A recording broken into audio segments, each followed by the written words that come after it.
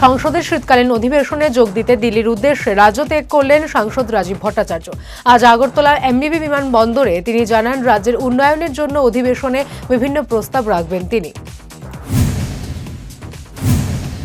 ভারতীয় জনতা পার্টি যুব মোর্চার উদ্যোগে আয়োজিত নম যুব বাইক যাত্রাকে সাফল্যমণ্ডিত করার লক্ষ্যে বিজেপি কৃষ্ণপুর মণ্ডলের যুব মোর্চার ব্যবস্থাপনার সাংগঠনিক সভা অনুষ্ঠিত হয় মণ্ডল কার্যালয়ে। সভায় উপস্থিত ছিলেন মন্ত্রী বিকাশ দেববর্মা সহ মণ্ডলের অন্যান্য কর্মকর্তারা। আজ জোলাইবাড়ি ব্লকের অধীনে পিলাক প্রত্নতাত্ত্বিক নিদর্শন পরিদর্শনে আসেন রাজ্যপাল ইন্দ্রসেনা রেড্ডি নাল্লু। পিলাক পর্যটনে থাকা মিউজিয়ামটি পরিদর্শন শেষে তিনি ওই এলাকার স্বসহায়ক দলের মহিলাদের সাথে মত বিনিময় করেন। রাজ্যপাল বলেন, দক্ষিণ জেলার এই পিলাক বহু পুরনো ঐতিহ্যবাহী একটি দর্শনীয় স্থান। পর্যটনের দিক থেকে ত্রিপুরা অনেকটা গুরুত্বপূর্ণ আমাদের দেশে। আগামী দিনে পর্যটন শিল্পে ত্রিপুরা আরও অনেক দূর এগিয়ে যাবে। রেশন কার্ড ইস্যুতে লংতরাই ভ্যালি মহকুমার ছৈলেংটা এসডিএম অফিসে গিয়ে অফিস কর্মীদের মারধর করার অভিযোগ উঠল যাদব মোহন ত্রিপুরা নামে এক যুবকের বিরুদ্ধে। জানা গেছে, রেশন কার্ড নিয়ে অফিসের এসডিসি বৃন্দাবন ত্রিপুরার সাথে কথা কাটাকাটি হয় তার।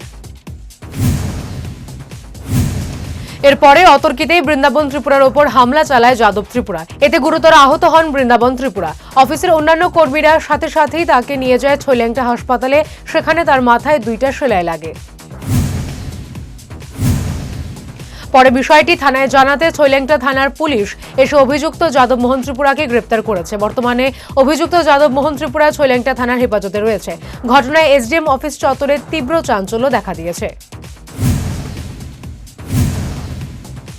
সিপাহীজলা জেলায় ট্রাফিক ম্যানেজমেন্ট আরও উন্নত সুনিশ্চিত করতে অত্যাধুনিক প্রযুক্তির গাড়ি এলো সিপাহীজলা ট্রাফিক ইউনিটে। দায়িত্বপ্রাপ্ত ডিএসপি অনুপ কুমার দাস জানান, এই অত্যাধুনিক প্রযুক্তির ফলে এখন থেকে স্বয়ংক্রিয় পদ্ধতিতে ওভারলোডিং, ওভার স্পিডিং এর চালান কাটা সম্ভব হবে। এডিসির অধীন খুমলুং বিদ্যালয় পরিদর্শকের অন্তর্গত ডুমতিবাড়ি নিম্ন বুনিয়াদী বিদ্যালয়ের পঠন পাঠন লাটে। শিক্ষকরা সঠিক সময়ে আসেন না স্কুলে। বিদ্যালয়ে 5 জন শিক্ষকের মধ্যে রয়েছে মাত্র 2 জন। প্রধান শিক্ষক ছুটিতে 2 জন ট্রেনিংয়ে বলে দাবি করেন দেরি করে স্কুলে আসা শিক্ষকরা। কিন্তু এই সকল বিষয়ে কোনো হেলদোল নেই খুমলুং বিদ্যালয় পরিদর্শকের। এই হচ্ছে রাজ্যের এডিসি প্রশাসন পরিচালিত জনজাতি এলাকার শিক্ষা ব্যবস্থার আসল দৃশ্য। অল ত্রিপুরা অসংগঠিত শ্রমিক কংগ্রেসের উদ্যোগে আজ শ্রম দপ্তরের ডেপুটেশন দেবার পাশাপাশি শহরে এক বিক্ষোভ মিছিলের আয়োজন করা হয়। আগরতলা কংগ্রেস ভবনের সামনে থেকে এই মিছিল বের হয়ে শহরের বিভিন্ন পথ পরিক্রমণ করে শ্রম দপ্তরের কার্যালয়ের সামনে গিয়ে শেষ হয়। মুখ্যমন্ত্রী অধ্যাপক ডাক্তার মানিক সাহা বলেছেন, গ্রামীণ এলাকার উন্নয়নে আগামী দিনের সরকারের যে পরিকল্পনা রয়েছে তার রূপরেখা তৈরি করে তা বাস্তবায়নের লক্ষ্যে জেলা সভাধিপতি থেকে শুরু করে গ্রাম স্তরের জনপ্রতিনিধিদের নিয়ে আলোচনা করে পঞ্চায়েত স্তরে কাজ করে যেতে হবে।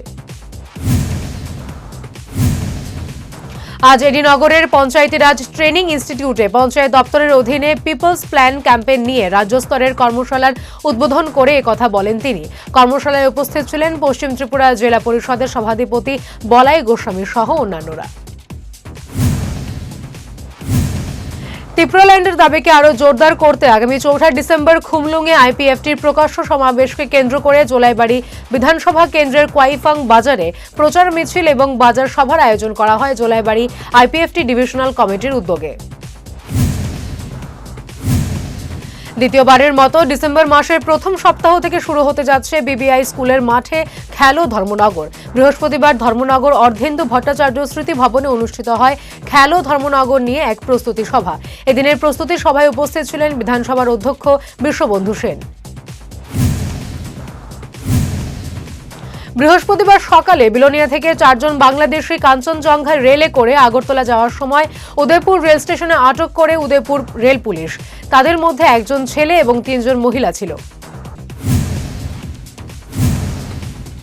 তাদের রাধাকিশোরপুর থানার পুলিশের কাছে হস্তান্তর করা হয়। যে 4 জনকে ধরা হয়েছে তারা হলো নাসরিন আক্তার, রাফিজা আক্তার, নিতু বিশ্বাস, তুহিন শেখ।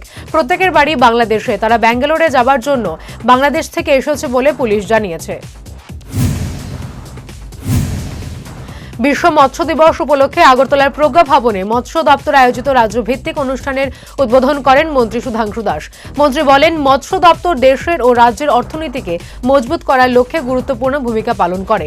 এই ক্ষেত্রটি যতদিন মজবুত থাকবে, দেশের অর্থনীতিও মজবুত থাকবে। মন্ত্রী বলেন, যদি মৎস্য চাষিরা এই ঘাটতি পূরণে উদ্যোগী হন তাহলে সরকার ও দপ্তর সব রকম সাহায্য করবে।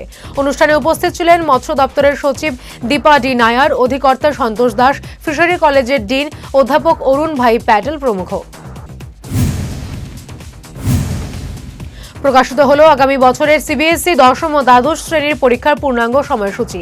আগামী 1 জানুয়ারি থেকে শুরু হবে প্র্যাকটিক্যাল পরীক্ষা। তারপর 15 ফেব্রুয়ারি থেকে লিখিত পরীক্ষায় বসবে দশম এবং দ্বাদশ শ্রেণীর পড়ুয়ারা। বুধবার রাতে সিবিএসইর ওয়েবসাইটে পরীক্ষার দিনক্ষণ প্রকাশ করা হয়। 2025 সালের 15 ফেব্রুয়ারি শুরু হবে বোর্ড পরীক্ষা। দশম শ্রেণীর পরীক্ষা শেষ হবে 18 মার্চ। দ্বাদশ শ্রেণীর পরীক্ষা চলবে 4 এপ্রিল পর্যন্ত। 12 দফা দাবিতে আগামী 26 নভেম্বর দেশব্যাপী শ্রমিক কৃষক যৌথ আন্দোলন ও প্রতিবাদ সমাবেশ সংগঠিত করবে সংযুক্ত কিষাণ মোর্চা ও কেন্দ্রীয় ট্রেড ইউনিয়নগুলি। বৃহস্পতিবার এক সাংবাদিক সম্মেলনে সংযুক্ত কিষাণ মোর্চার রাজ্য কনভেনার পবিত্র কর একথা জানান। বুধবার গভীর রাতে বিশালগড় থানার অন্তর্গত চরিলাম পুরানবাড়ি নতুন পেট্রোল পাম্প এলাকায় একটি অজগর সাপ আটক করে এলাকার লোকজন। খবর পেয়ে বন দপ্তরের কর্মীরা ঘটনাস্থলে ছুটে আসে এবং সাপটিকে আটক করে নিয়ে যায়।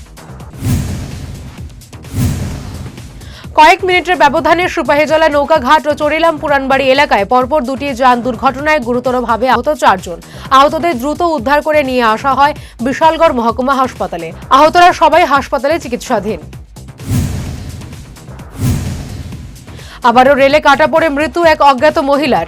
ঘটনা উদয়পুর খিলপাড়া নানুয়া দিঘির পাড় এলাকায়। এলাকাবাসীর প্রাথমিক ধারণা, কোনো ইট ভাট্টাতে কাজ করতেন সেই মহিলা। মৃত্যুর ঘটনার তদন্তে নেমেছে পুলিশ।